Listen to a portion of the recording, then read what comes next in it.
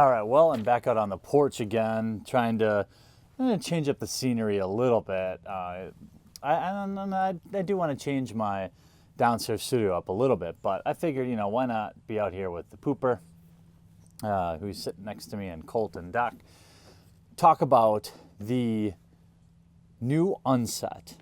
For a lot of you, this will be your first unset, and I've been around for all three of them, or all two of them, the other two. So in August of 1998, we had Unglued. And I remember when this set came out. It was the first silver border. It had interesting mechanics, like tearing, and you can enchant players. You could have opponent manipulation, things like that. It was a neat set. It was a small set, only 94 cards. I don't remember what the MSRP was, but I'm pretty sure it was like 70 or 80 bucks if I remember correctly. Then, what was it? 2004, we had Unhinged. That came out, and that was 141 cards, so a full 50% larger, and had interesting keywords like gotcha and had super haste. And now 13 years, hopefully that's not an ominous thing being 13 years. 13 years later, we have Unstable. Now this is coming out December 8th, later this year, 2017. And it has 216-ish cards. So now we've gone, each set has increased in size by roughly 50%. Now we have a 200 card set. It's quite large.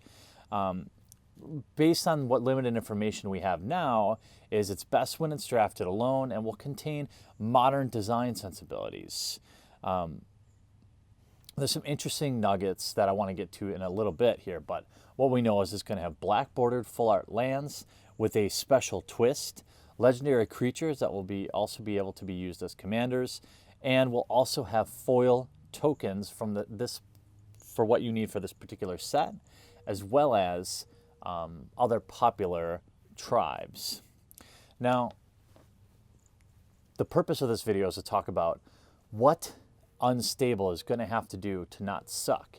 And in order to discuss what it has to do to not suck, you have to go back. Now you go, I was thinking of iDubbbz there for a second. You go back to Unhinged, which was a colossal disaster. For vendors, distributors, and local game stores, Unhinged was a bloodbath. They were buying in at $30, $40 a box, and there were large distributors.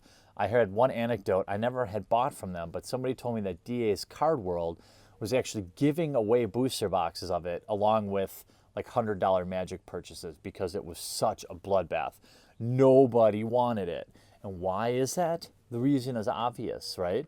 When you have Magic cards that you can only play in this one unique format and not in your standard or modern or legacy decks or anything like that, you're not going to have a lot of people opening the packs. You're not going to have mass pack openings. You're not going to have local game stores opening up packs of this to, sell singles. Nobody's buying singles from Unhinged at the time, right?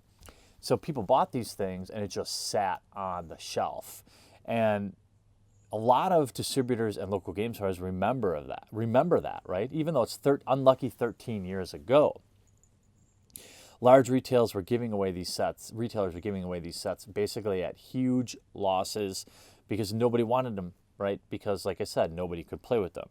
The good news is now, 13 years later, the Magic economy is much larger. And we already have some interesting some data points around conspiracy, right? Like what people may what people are actually interested in terms of other sets, right?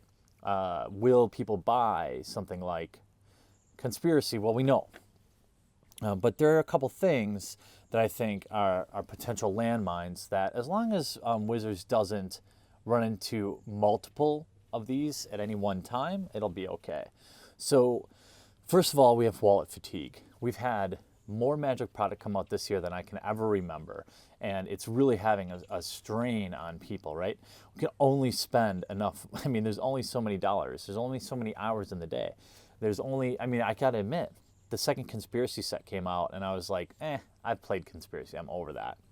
Then there is, speaking of Conspiracy, there is a bit of a redundancy that I wanted to talk about. So like, Magic Man Sam tweeted out kind of a pompous tweet that he got a bit shredded about, like how unsets cheapen our game or whatever. But that's neither here nor there. The point he made that I thought was legitimate is that we already have this. We already have unsets in the fact that we have Conspiracy. And I do agree with that. Conspiracy is kind of that avenue where we could work some more humor into the game and poke fun at ourselves and kind of embrace the meme a little bit. Like I sure would love a, crack kills card. That would be, in today's Wizards culture, they would never have that. But maybe on the original Unhinged or Unglued, there might be a crack kills or the belt of uncrackery available or something like that. But anyway, so that's a potential issue. Then we have gun-shy distributors and local game stores, right? Stores that survived the Bloodbath last time, are they going to want to stock this stuff? From what I'm hearing from local game stores, is a lot of them are like, really, I'm just taking pre-orders. It's not like they're going to sell single packs. Then you have, watering down. So part of why I liked Unglued Unhinged was, it was kind of, where else are you going to play a card called City of Ass, right? However, the culture has changed. PC culture is annoyingly present in Wizards of the Coast. And are they going to water down the unness of the unset? Are the cards going to be lame? Are they going to be too worried about offending people? Is it going to make the set suck? And just like any other unset, we have the replayability issue. Like, how many drafts of Unhinged can you really do, or unstable, right? A couple. But then eventually you kind of get it, and it's kind of boring. So how are they going to keep people cracking packs? And, who does it really appeal to? Well, it appeals to mostly, I'd say, the Commander crowd and the Casuals crowd. And, I was talking to somebody today a little bit about what we might expect in this set. And actually, I was talking to Rudy about it.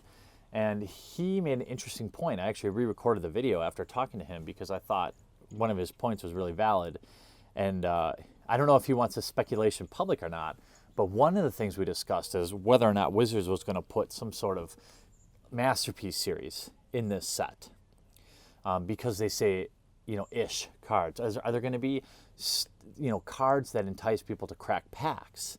Not like a standard masterpiece series, but something with the flavor of the unset. An unrarity, and call it unrare. You heard it here first. I'm coining that term if they call it unrare. But, bottom line, really, not every product is for everyone. And there's really not a lot of value in shitting on something that, just because I don't think it's that good. And that's why I'm doing this video, is because I want to get your opinions on what you think Unstable has to do to be a success. The community has been clamoring for this third unset for 13 years now. And, there's part of us are like completionists, and I can understand that, but also like, it's important to keep in mind that whether it took, 1 year or 13 years, Wizards of the Coast listened. So I'm hopeful that all these people that were clamoring for the third unset, they show up to the local game store and they do booster drafts, because I have a fear that they won't. I have a fear that oftentimes people ask for things that they don't really need or want. How long have people been clamoring about a Damnation reprint when it's not really required? I guess maybe that's not the perfect example, but what I'm curious about is, what are you going to do? Are you going to play this set? Because I want to end on a bit of a positive note. What would make the set a home run? I think it's, what does the ish mean? It's 216-ish cards. Does that mean there's some sort of standard playable masterpiece series in the set? What does full art basic lands with a twist mean? Does that mean these lands are going to be ultra collectible? Are they going to be the John Avon lands with, like, I don't know, some sort of extra spice, different foiling or something? I don't know. What does, what tokens are they going to choose to put in the set? Are they going to be tokens that we all want? Are they going to be super cool looking? Because if the tokens are cool and the lands are cool and they include some sort of masterpiece series where they're standard playable cards or something like that, I think the set could be a huge home run. If it's a great limited environment and they hit on even 2 of those 3 items, I think, and they print, you know, Mark Rosewater is adamant to this day that the second unset wasn't a failure, it was just overprinted. So I think they may print this more conservatively. I don't know. What do you think it's going to take to make Unstable really popular? Do you think it matters? What did I miss? I'm looking forward to reading your comments in the comments section down below. I hope you enjoyed this video. We'll talk to you again real soon.